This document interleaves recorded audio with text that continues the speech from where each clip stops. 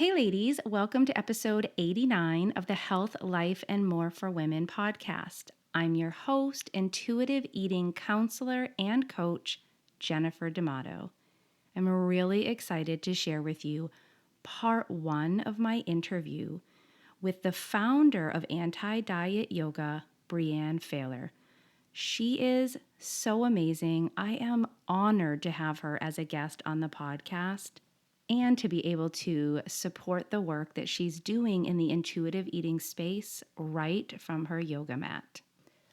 I want to preface the episode by saying you don't have to practice yoga to get some amazing things from both these episodes. Part one and part two will speak to you if you've ever dieted. They will speak to you if you're a mom. They will speak to you if you've ever had an unhealthy relationship with food or your body. So, here on part one of the interview, we will dive into what it means to practice intuitive eating on your yoga mat. Breanne will share her approach to instructing and practicing yoga. We'll also talk about our thoughts and feelings that can come up on and off the yoga mat. We talk about the benefits of support. And what I really love is how authentically, beautifully Breanne shares her story with intuitive eating. I believe it's going to be so relatable wherever you are on your health journey. Lastly, we'll talk a little bit about how our dieting affects our role as mom. All right, so without any more waiting, let's dive into part one of my interview with the founder of AntiDiet Yoga, Breanne Failor. Hey, Breanne, thanks so much for joining me here on the podcast today. I am really excited to have you. Would you just take a moment and just introduce yourself to the ladies listening, who you are and what you do and all the things? Yes. So thank you for having me. I am very excited to have this opportunity to chat with you today and just kind of share my story and my experience and what I'm trying to do in my little space in the world right now. So I am the founder of AntiDiet Yoga.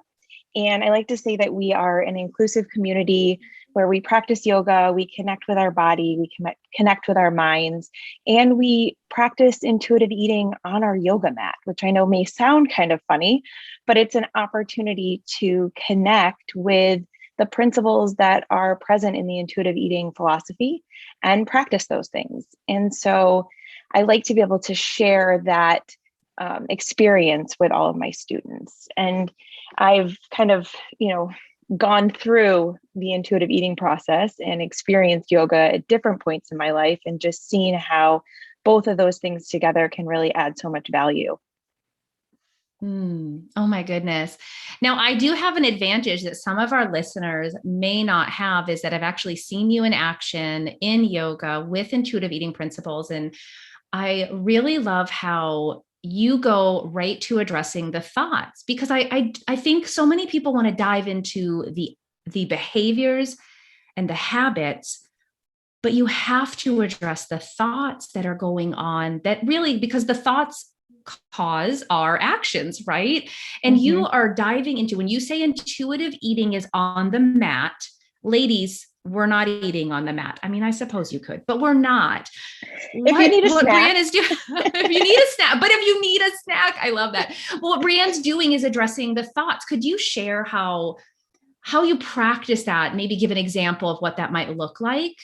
Yeah, for sure. So I think a lot of what intuitive eating is, and Evelyn talks a lot about this, one of the founders in her trainings and her social media, but the idea of that intuitive eating is internal work.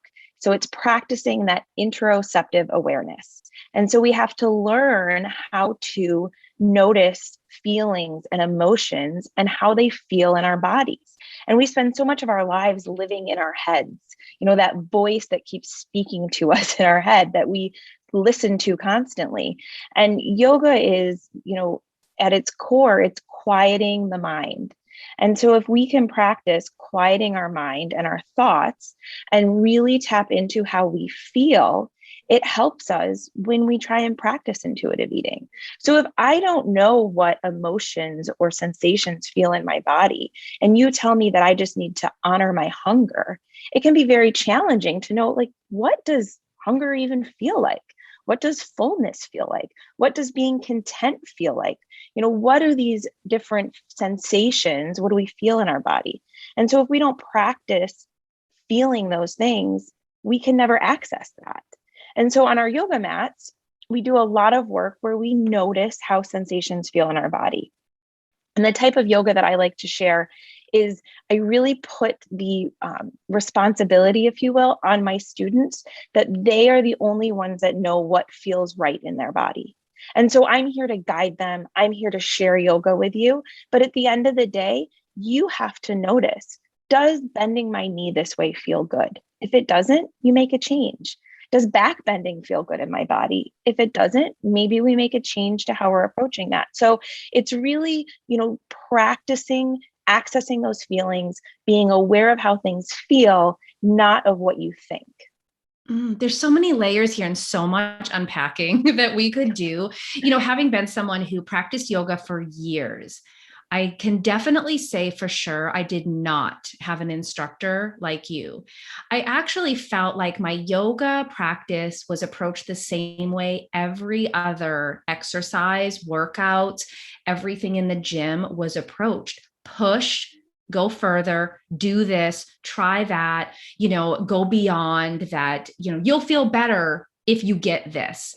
And I left very often defeated where, do I really want to go back? Because I'm not very flexible. So yoga was really helping me with that. And it was definitely a quiet space when I start. And then I got very noisy in the midst of my practice. And the noise I'm talking about, it was, see, you can't do that. Your body isn't like the other bodies in this room.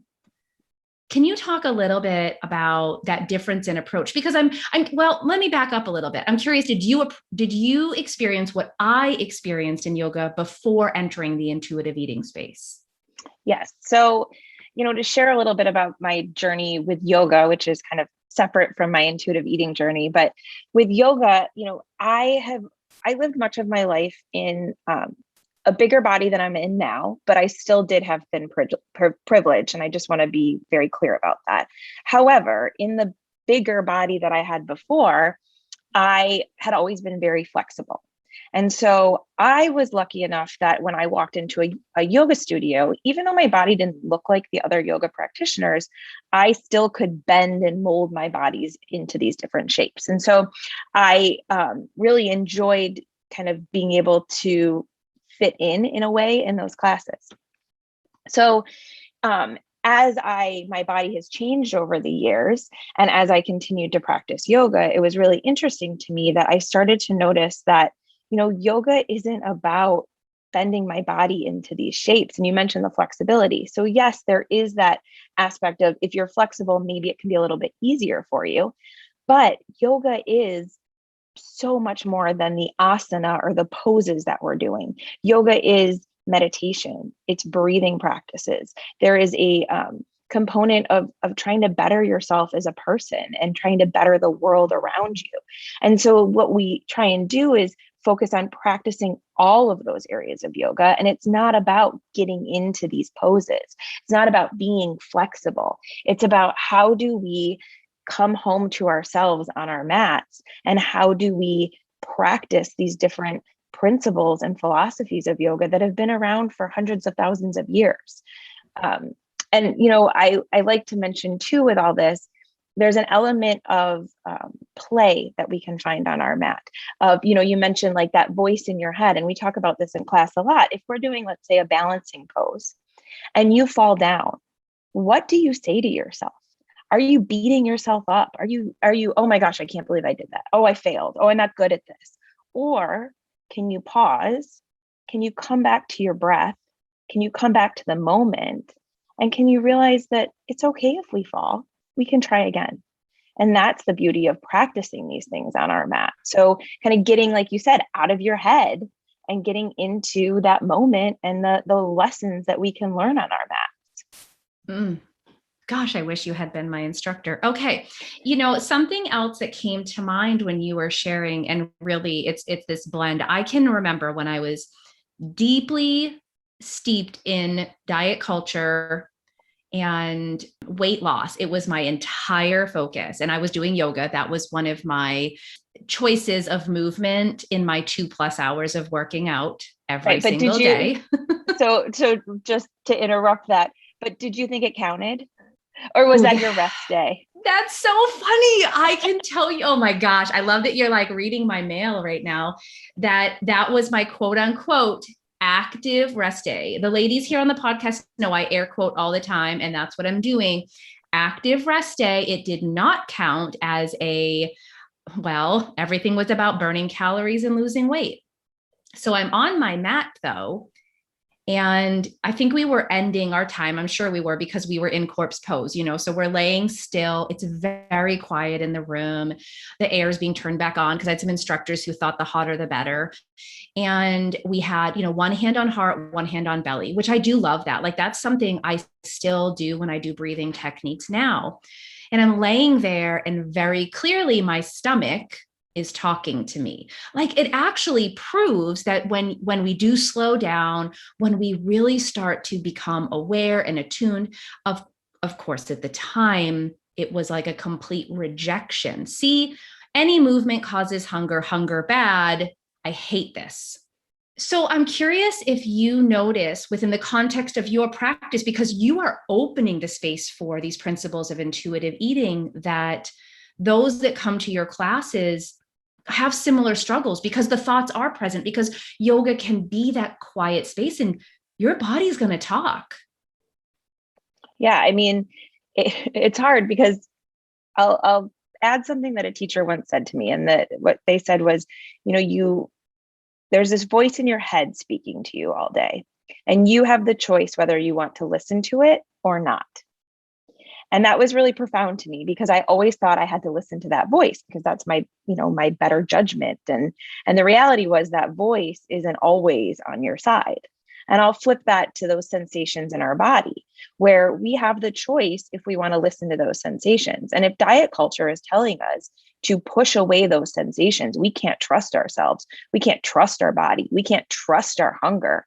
It's scary to start trusting that, because we've been told that we're not, no, we're in a bigger body. Like if you're in a bigger body, how you can't trust your body. Look what it's done to you. Even if you're in a smaller body and you feel that you're not small enough, you can't trust your body because you're not meeting your goals yet. And so it can feel scary. And what I try and do is provide a safe space for you to feel those feelings. And I think it's important to give yourself permission to notice how it feels. So maybe when you take a meditation seat and you feel your body and you're in your body, and maybe it doesn't feel comfortable, that's okay. And we can acknowledge that. I don't feel comfortable right now. Okay, let's sit with that. What can we do to change it? Maybe we need to get in a different position. Maybe it's not about your body. Maybe it's just that you need to sit in a different way to practice the meditation. And so we can kind of notice how we feel, make adjustments to our practice, and then know it's okay if it doesn't always feel great, but it doesn't mean we're doing it wrong. Oh my gosh, I think you just summed up intuitive eating in like a very succinct way. I always tell my clients, you can't fail at intuitive eating. And that's a struggle for them anyway, most of the time, because diet is all about failing. It is built upon failure, which is why there's so many diets that exist, why, you cycle in and out of diets, but that you can't fail. And it's always this beautiful space to go a little deeper with yourself, to learn a little bit more, and to increase self-compassion. I'm picturing, as you're saying this, like, what you're inviting is, you are almost those assisted blocks. I think, in yoga, this girl, I need like extra rolled up mats. I need blocks. I need all the assists because I just don't bend that way. I don't move that way. And what you're creating actually is a practice with built-in support. I love that concept and idea. Yeah, I mean, it's important. So you need support. You need support in so many ways. So on your mat, blocks, straps, extra mats, all of that stuff is not making the yoga easier. In many ways, it makes the yoga harder because it adapts the yoga to your body. And so, for example, I have very short arms and a short torso. That's just how God blessed me. Me too, And, sis. Me too. and so, I would take classes and these teachers, their arms reach the floor in these crazy positions, and my little short arms can't do that. Well, I can take a block, and that block makes my arms longer. And then it makes me able to get into those positions. But I need to take that support. I can't just muscle through and think that I know better and I can do better. I've got to allow the blocks to support me. And so we practice that. We practice accepting help. And I think in intuitive eating, you need the help and you need the support. So many people try and go this road alone because we went that diet road alone, right? Because there's shame in dieting, I think. There's Mm-hmm. shame in having to control your body because your body's not good enough to be the right size on its own. So we have to be quiet about that. But in intuitive eating, we don't have to be quiet. We have to find support. We have to find a community. We have to find a coach. We need to find somebody that is going to be there with us through this journey. And that's where we find success. And we need to talk about it more. It doesn't need to be quiet. Yes. It's Yes. reclaiming that for ourselves. I listen to my body. End of story. That's a good thing. Yes. And I know that I sometimes have to remind myself I'm so immersed in the intuitive eating world that I still need to check in with what is the norm for people, because I have the advantage of having intuitive eating counselors, practitioners, coaches. I'm surrounded by, and I choose what I'm exposed to. I click unfollow more often than not. I don't have that type of information flooding my brain anymore. And not because I'm not strong enough or capable. I just make a choice to say, this is not welcome here. But I also need to be still aware of what is going on outside of my safe, beautiful little bubble that we have, right, in this intuitive eating space, because women, men, their kids, our teenagers are being inundated with diet culture. Mhm. Oh, oh my goodness. You mentioned something a while back that you kind of have had your own journey with intuitive eating, and separate from yoga. I'd love it if you just kind of give us a snapshot of what your intuitive eating journey looked like. And I just want to preface it with saying that everyone's journey is unique. It's their story and what works for someone, because where they are, what they bring to it, their story, their beliefs, it's going to be different. So I just want you to kind of have that grain of salt, have that in your mind when you're listening to Breanne share hers, that even there might be some similarities. She and I have some similarities, like we can nod, but we also know there is always a uniqueness to every single story. For sure. I'd love to share my story. My relationship with my body it started at a very young age. And I think a lot of it now looking back was that I went through puberty at a much younger age than my peers. So my body started changing in fifth grade. And I always kind of had this idea when my body started to change that it was wrong and that I wasn't, the same size as the other girls in my class, and that I started to notice that. And then I started to have that pressure, and the teasing in middle school is horrible for everybody. So I remember for much of my, middle school, high school, college years, going on and off of diets and trying to change my body, never being quote unquote successful at it because I would not eat enough. And then I would be starving at night and didn't understand why I needed to, why I was binging on food. Well, when you eat a yogurt for lunch, you're probably going to need more Yeah. to Yeah. eat, So I went through that experience, and, I kind of would come in and out of dieting, and I met a wonderful man, got married, had kids, and then I had my second son, and I all of a sudden had this loss of self. I stayed home, no longer working anymore. And I decided I had to change my body. And I think it was a lack of control in my life at that moment because I had 2 kids under the age of 2 at home. And I could control what I was eating and I could control working out. And so I did a diet program and an exercise program and I lost weight. And then I started getting the compliments. And then I was like, oh, maybe this is like my new thing. This is me. I'm losing weight. And I managed to lose that weight. And for about 5 years, I got pregnant again during that time. And the saddest part to me is I started gaining weight during my 3rd pregnancy because I was pregnant. And honestly, I was at a lower weight than I probably should have been getting pregnant. And I remember my midwife saying, you need to watch how much you're gaining. And I started tracking my food again while I was pregnant. And it makes me so sad to think about that because my body, like looking back, I needed that extra weight because I was growing another human being. So I had my son, 3rd son, 3 little boys. And then I, went right back into a new plan because that's the only way I could sustain this weight loss was constantly doing new plans. Got to a point where honestly was probably my most disordered point in this story where I did intermittent fasting and I was doing 24-hour fasts. And I caution, this is my story. And so I want to be clear that there are some trigger warnings in this story because what I was doing was not healthy.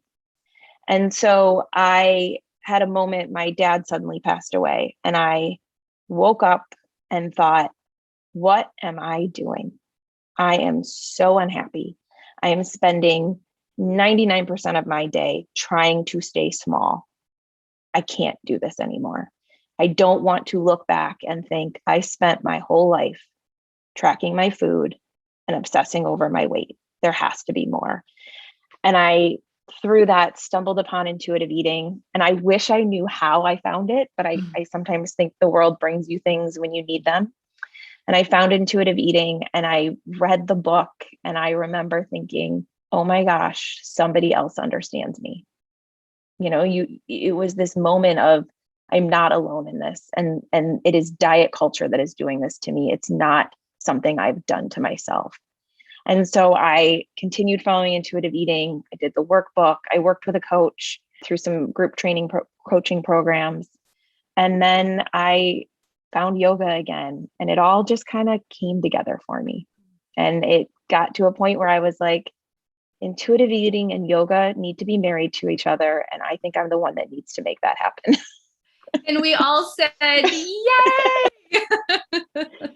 And like all these stories, right? They're long stories because I feel like for so many of us, it's a lifetime journey, unfortunately. And it's sad that it is. Well, I always share, and I appreciate your willingness to be so authentic and share that with us because I know when we share our stories, as much as there can be some triggering moments for those, there can also be a wait a minute, I'm not alone. This is not just me who thinks this way, who feels this way. You shared something in there that, talk about this is always a journey. I was just sharing recently with a group of moms. It's always the journey doesn't end. It doesn't like you arrive at some place because that's a diet culture mentality. You're going to arrive and stop. No, I believe we're always on this journey. It doesn't mean you're always having to, practice systematic habituation with foods and make peace. Like you can have peace with food and all of that. But what I'm saying is something always shines. It is like a new light, like a little flashlight beams in. And you said something about pregnancy. And I just had a moment because I can distinctly remember because I gained so much weight with my first one. I was a school teacher eating school food. I ate all the food. With my second, I couldn't really eat much of anything. I didn't feel good. And I wasn't gaining because, they weigh you every appointment. I really wasn't gaining weight, even though, baby was fine. And I praised myself. See, I'm not going to gain that much weight. And that's a real thing happening with women having babies. And I haven't even thought of that until you just said it. And I've been on this journey for quite some time and I go far back, but sometimes it's just those little pieces that shine a light that make us go, oh my gosh, that was a real thought I had. And I may do some real time, like give some space to that thought that I carried with me. I had 4 pregnancies and weight was always present. And I've just sort of, I've let that side of my life go, but ooh, that just got me. I really do appreciate you sharing that here, even selfishly, just for me to acknowledge that thought is real. And that's how far and deep diet culture goes. One of the most amazing, beautiful things that your body can do, grow another human, and yet diet culture can infiltrate it. Right. Yeah. And my body was saying, Breanne, we need more, need more calories. Like, you have been restricting for so long. And, I think that just says about our healthcare system too, that my midwife, she looked at me and, she didn't think like, oh, you're in too small of a body. It was just this like, oh, you're gaining weight too quickly.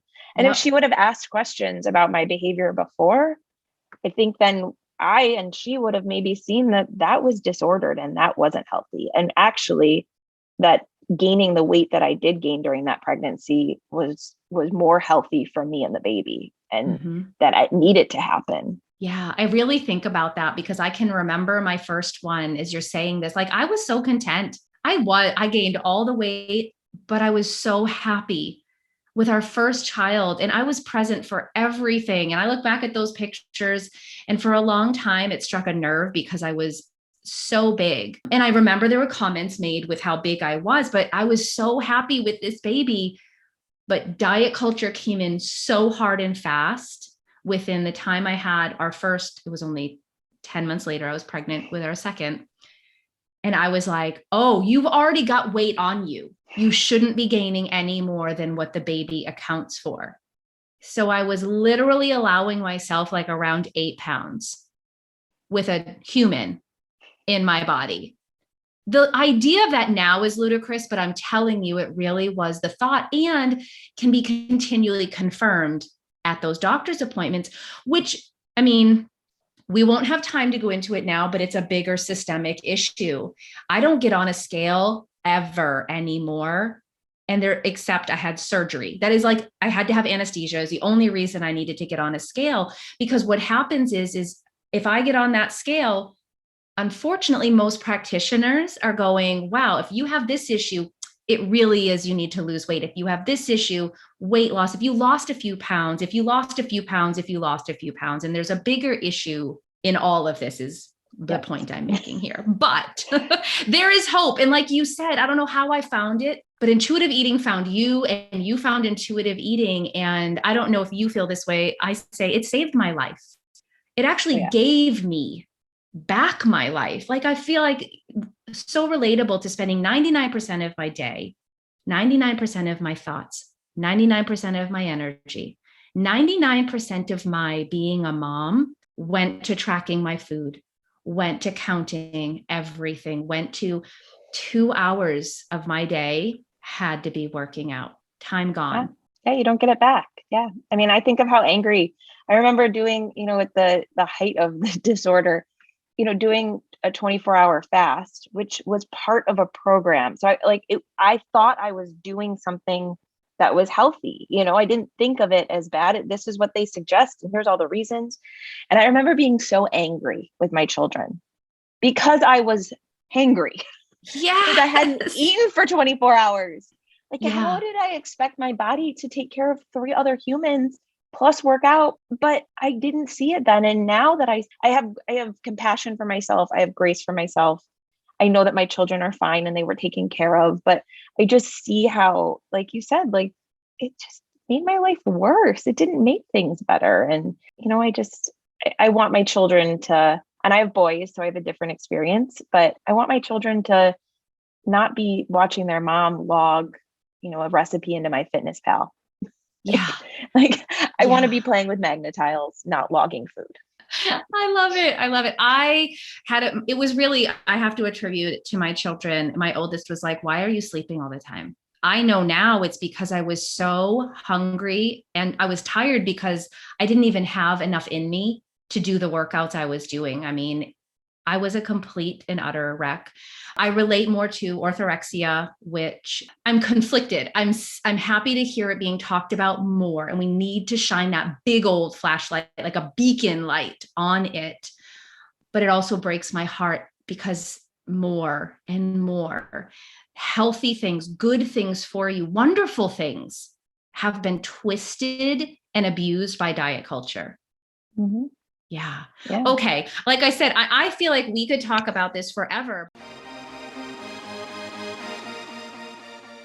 Oh my goodness. I hated having to cut that interview off right there, but don't worry. There is a part 2 being released next week, episode 90.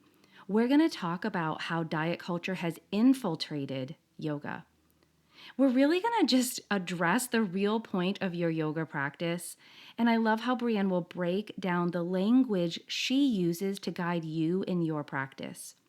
We're going to have a brief discussion on athletic clothing and the issue with no universal sizing and how triggering all of that can be. We're also going to get all the details about Breanne's yoga classes and membership. But I know you probably don't want to wait for that. Head into the show notes now. Connect with her on Instagram, check out her website. You can just do a drop-in class or join her membership and never miss out on any classes that she has. All right, see you in part 2 of this interview next week.